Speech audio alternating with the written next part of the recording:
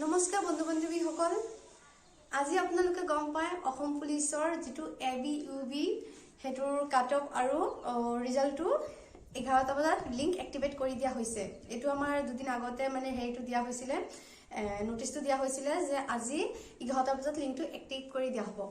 তো হেতু কাৰণে সবে জুনে জুনে পৰীক্ষা দিছে সবে মানে ধৰক 11টা কেতিয়া বাজিব কেতিয়া লিংকটো ওপেন কৰিব অপেক্ষাত বহি আছে আমাৰ নিচিনা জুনে জুনে পৰীক্ষা দিছে সবে এটো মানে